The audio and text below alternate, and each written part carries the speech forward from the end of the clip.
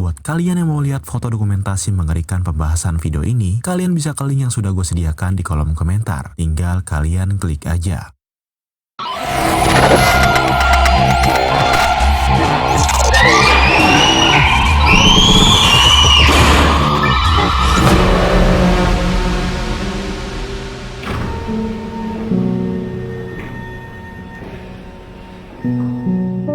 Halo para pendengar dimanapun kalian berada. Seperti biasa, kali ini gue akan membahas sesuatu yang mengerikan dan tragis spesial untuk kalian. Ya, Pulau Kanibal di Siberia. Fakta tragis yang ditutupi oleh Uni Soviet.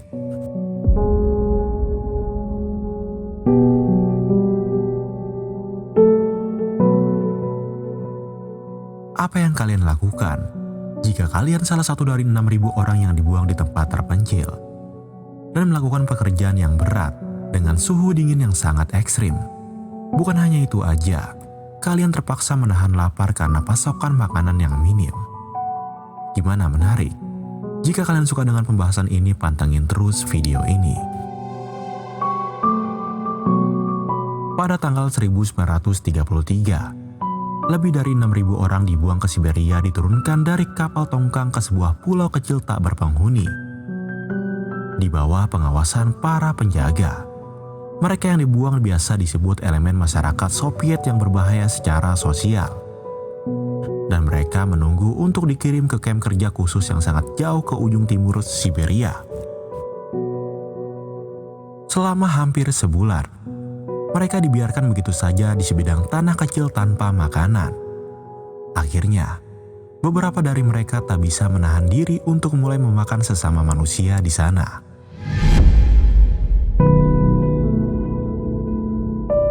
Wow.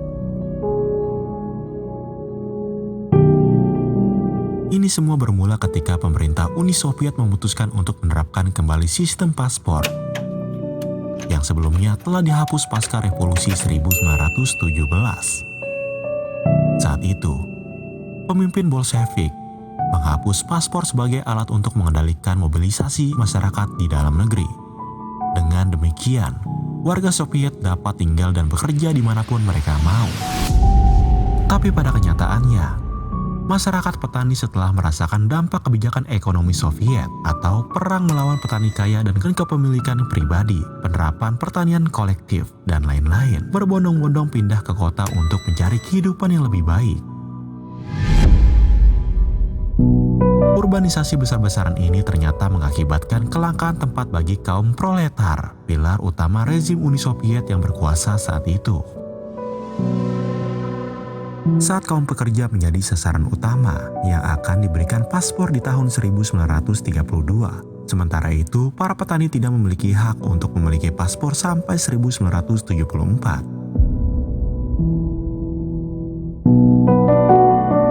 Bersama dengan pengenalan sistem paspor saat itu, kota-kota besar wilayah Uni Soviet melakukan operasi pembersihan untuk mengusir mereka yang tidak memiliki dokumen yang mengesahkan hak untuk menetap di sana. Selain petani, pembersihan dan penangkapan tersebut menargetkan semua unsur anti-Soviet dan masyarakat yang tidak masuk dalam kelas sosial manapun, termasuk gelandangan, pengemis, tunawisma, pelacur, mantan pendeta, dan kategori masyarakat yang tidak terlibat dalam pekerjaan yang bermanfaat secara sosial.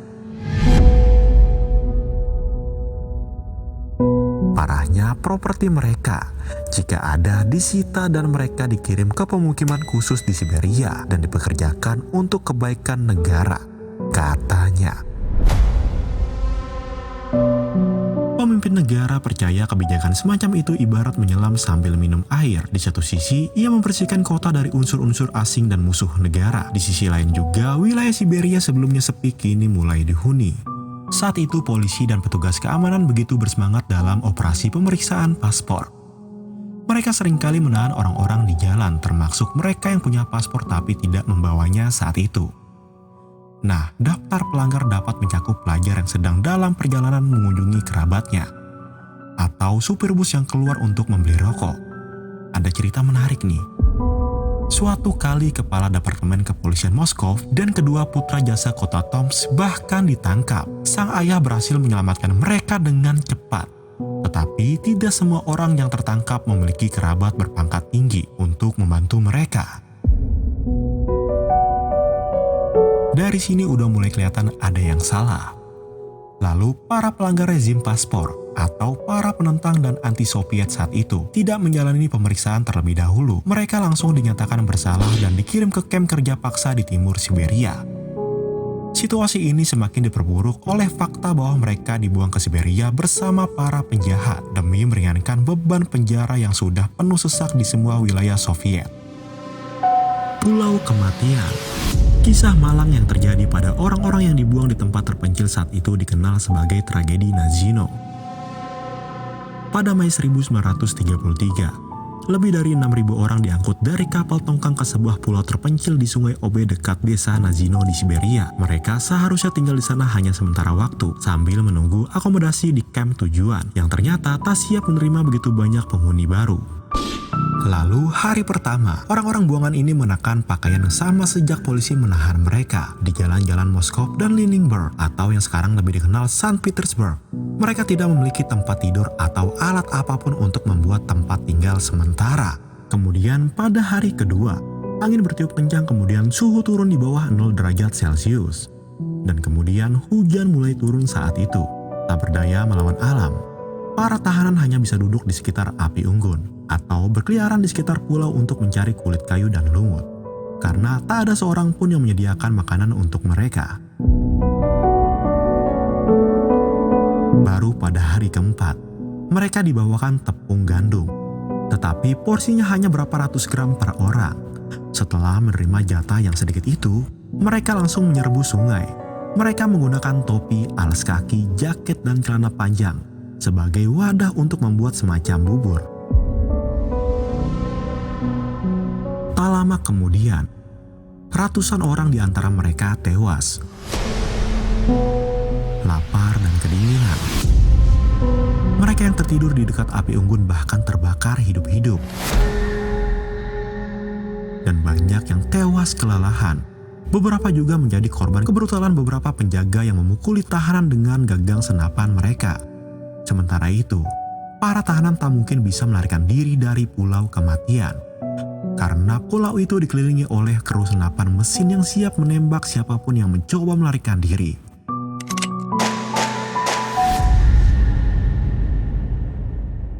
Pulau Kanibal. Kasus kanibal pertama di Pulau Nazino terjadi pada hari ke-10, yang para penjahat yang bengis di antara para tahanan. Terbiasa bertahan dalam kondisi brutal, mereka membentuk geng untuk meneror tahanan lain. Seorang tahanan bernama Uglok yang dituduh sebagai kanibal bersaksi selama interogasi. Dia berkata, "Kalian semua selang akan mati. Mereka akan mati dalam 1 atau 2 hari lagi. Jadi akan lebih baik bagi dia untuk mati sekarang daripada harus menderita selama 2 atau 3 hari lagi. Jadi kami membantunya untuk mengakhiri penderitaannya dengan membunuh dan memakannya."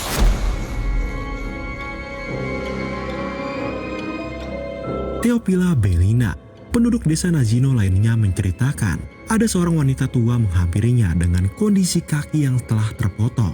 Lalu perempuan tua itu menceritakan, Jika kakinya dipotong dan dipanggang lalu dimakan sampai habis oleh kelompok kanibal.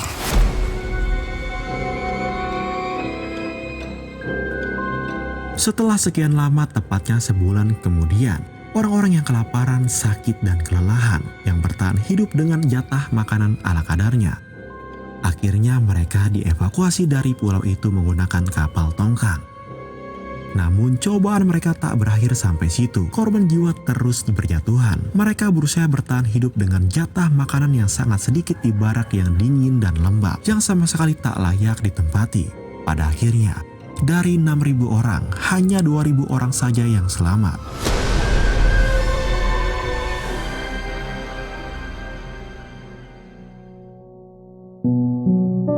Dirahasiakan oleh Soviet, tragedi ini tak akan pernah diketahui siapapun selain penduduk setempat jika bukan karena Vasily Velinko, seorang pengurus partai komunis di distrik Narim. Dia dikirim ke salah satu pemukiman buruh pada Juli 1933 untuk melaporkan keberhasilan pemindahan para tahanan ke sana. Namun, ia malah melakukan penyelidikan mendalam tentang apa yang terjadi di sana. Setelah mengumpulkan semua bukti, Valenko mengirim laporan terperincinya berdasarkan saksi lusinan orang yang selamat, dan hal itu menimbulkan kegemparan. Sebuah komisi khusus investigasi yang tiba di Nazino melakukan penyelidikan menyeluruh dan menemukan fakta mengejutkan, yaitu 31 kuburan massal di pulau itu. Dan masing-masing berisi 50-70 mayat di dalamnya. Setelah terbongkarnya kasus Nazino, lebih dari 80 orang ditahan dan penjaga diadili, termasuk 23 orang dijatuhi hukuman mati karena penjarahan, kekerasan, dan kanibalisme. Setelah penyelidikan selesai, rincian kasus tersebut bersamaan laporan Vasily Valenko dirahasiakan. Parahnya, Valenko kehilangan pekerjaan sebagai anggota partai saat itu karena membongkar kasus Nazino. Valenko akhirnya menjadi seorang penulis, dan ia menulis beberapa novel tentang transformasi sosialis di Siberia. Tetapi dia tidak pernah berani menulis tentang Pulau Kematian atau tragedi Nazino. Akhirnya, setelah sekian lama, masyarakat umum baru mengetahui tragedi Nazino pada akhir tahun 1980-an, tak lama setelah runtuhnya Uni Soviet.